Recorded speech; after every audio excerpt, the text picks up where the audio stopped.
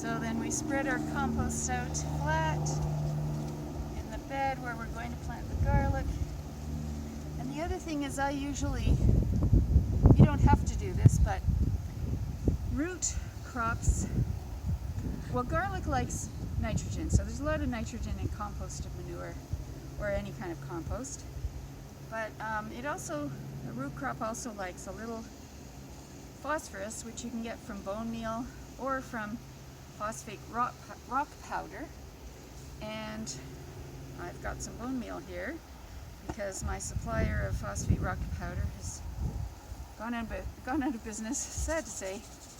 So I sprinkle some of that bone meal for phosphorus on top of the compost which is for nitrogen.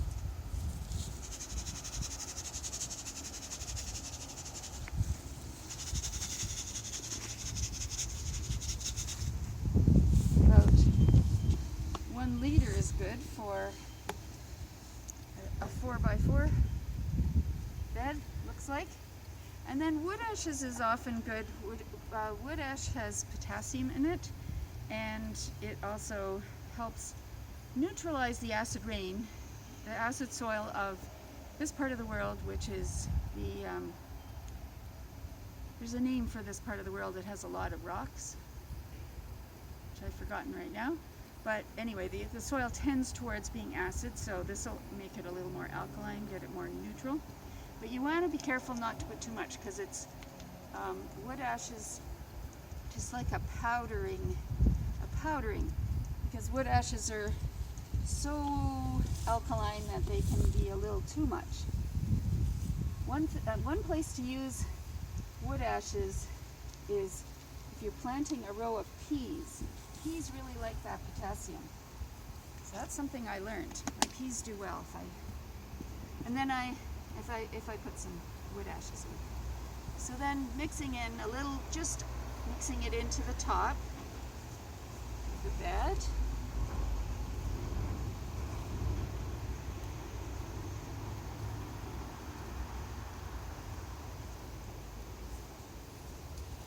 Now I've got my handy dandy bucket of water to wash my hands. And now you need to find your garlic.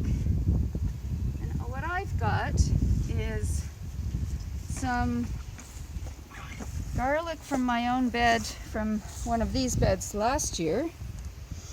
And I've chosen the ones that came out all round because they usually grow bigger bulbs. And then I've got some, and these are Rainbow Heritage Garden Farm garlics. And then these ones are music garlic. That's another variety. They tend to be really fat, and only 5 or 6 cloves per bulb, or even 3, 4. So you want to take apart your bulbs into cloves. So I kind of use my fingernail, thumbnail to break the skin in between the cloves, and then pull them apart. So we now have cloves, and then the stem you can put in the compost. Do that with all of these. And this kind also had a lot of bulbs like that had sections, but I saved those to give for people to eat. And I just took out these round ball ones for planting. So the actual bed that I planted garlic in last year here was this bed. This bed I harvested it in late July, and then I had time to plant kale and lettuce in the same bed. So that's one of the advantages of planting it in the fall, is that you can then have a second crop right after your garlic, especially if you add some compost to add nutrition again. So it's done really well. It's near the end of October, and the lettuce is doing okay as long as I cover it with a little bit of blankets on the cold nights. And kale doesn't mind the cold, so it's done fine too. So we have just 2 more to break apart. Music is a garlic that's, if you like to crush your garlic, you would need a bigger garlic crusher for music garlic, because these cloves are quite big sometimes. But if you, I like big ones because then I don't have to do as much peeling per amount of garlic, because I love eating garlic, and garlic's so good for your health. Helps boost your immune system and kill parasites if you happen to have any that come into your neighborhood, into your part of the world. Okay, so we've got a bunch now of these garlic cloves ready to plant, and I've also got sticks ready because I want to make sure to mark which side I planted the music garlic and which side I planted the RHG, Rainbow Heritage Garden garlic.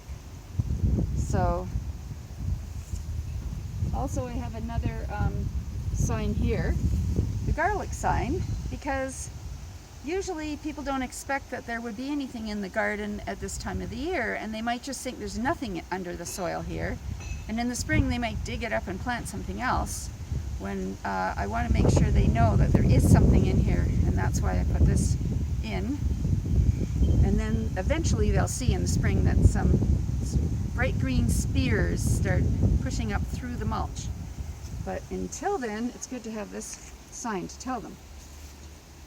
Okay, so at this point we want to plant our garlics about 3 to 4 inches apart, and about double the height of the garlic clove down in. So we're pushing it down in the soil so that there's about the same height as the garlic clove above it, so that they're protected from that cold and from too much sun and too much heat and dryness. And the other thing to know is there's 2 ends to a garlic clove, and you want this pointy end to be at the top. That's where the leaf will grow up. And you want this flatter end at the bottom because the roots will grow out of the bottom. If you plant it upside down, it still will grow, but it will have to go around and up, and these will have to go around and down. So you're better off planting it the way it wants to grow.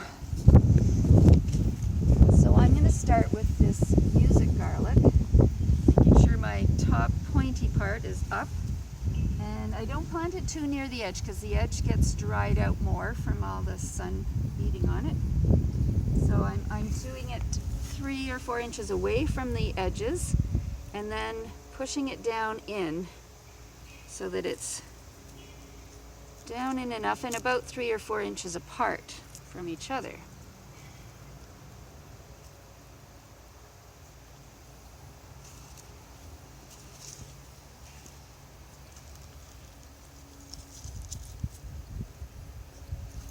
So you always choose your biggest garlics, your biggest garlic bulbs, because you want nice big garlic for the result. You want it to grow into big garlic, so if you start with big garlic, you'll have bigger, and you'll also have bigger if you give them good nutrition like compost, and maybe bone meal might help too. And if they get enough water, that helps. They can often, in a raised bed especially, you've got to watch out for making sure there's enough water.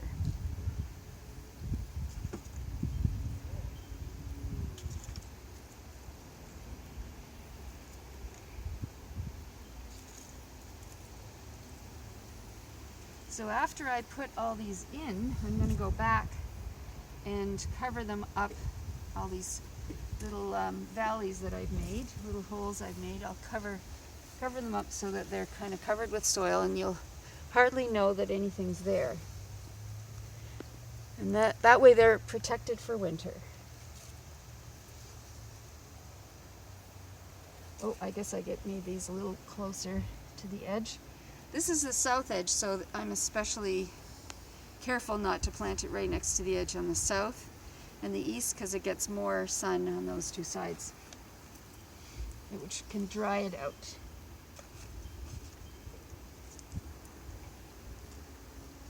And another thing I do is when I'm planting, I don't cover them over as I go, because I want to later count how many did I plant, and then that's just good information to have. It's good to have like a garden journal where you say when you planted something and what you planted, whether you added anything to it and what kind you planted, and then you can look back and it'll be, sometimes it's really useful information. And you can say, oh, I planted this many last year and really that was just the right amount for our family to eat. Or you can say, oh, I wish we had planted more. So then you know how many you planted and how that turned out. So now I'm going to mark where the music garlic stops, and it kind of started over here, and then the rest will be the rainbow heritage.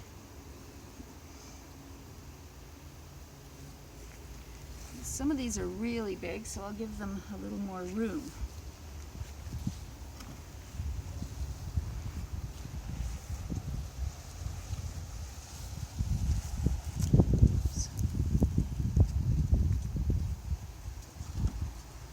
Like I could have brought more. I didn't really. Somehow I miscalculated how many might fit in this bed. I could plant a little bit more another day, or it's close anyway. Since I'm planting them further apart, since they're already sort of bulbs, bigger, rounder.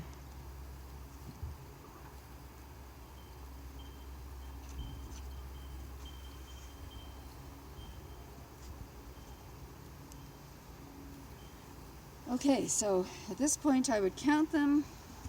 2, 4, 6, 8, 10, 12, 13, 16, 18, 20, 22, 24, 26, 28, 30, 32, 34, 36, 30, 36, 38 music, and 2, 4, 6, 8, 10, 12, 14 of these rainbow RHG. So then I keep that in my mind, and I start just covering them lightly with some soil so that they're a little protected from drying out and from the cold, winter cold.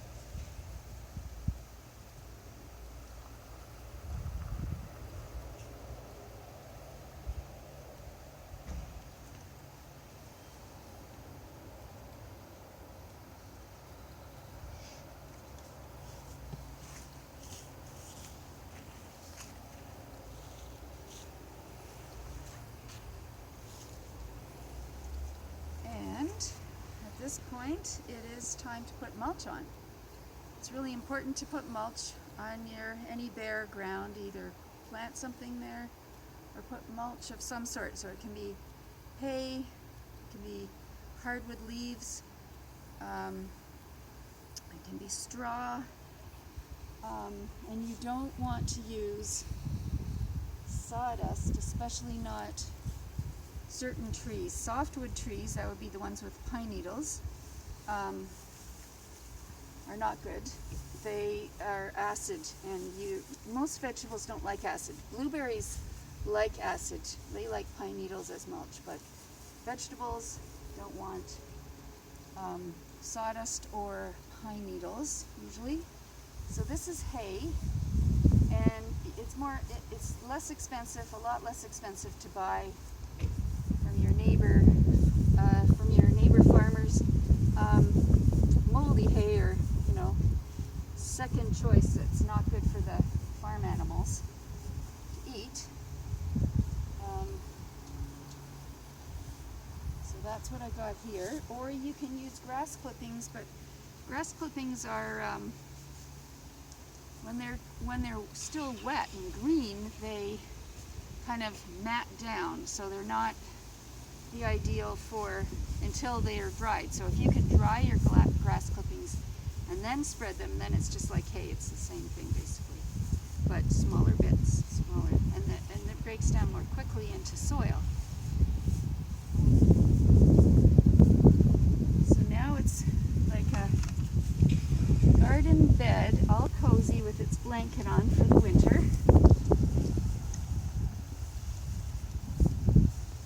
And I'll write in my notes that the south half of this garden is music garlic. Starting there, the north half of the garden bed is Rainbow Heritage Garden garlic. And don't forget, put in your sign to tell everyone this is the garlic bed and that it's planted. And in this case also, got a little CRC Silk, Community Resource Center of Killaloe, and Senior Active Living Center is also part of this.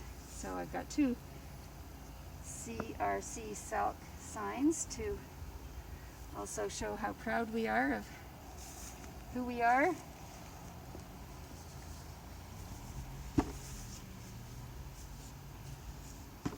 Thank you for joining me with garlic planting in the CRC garden, and I hope you have great success with your garlic planting.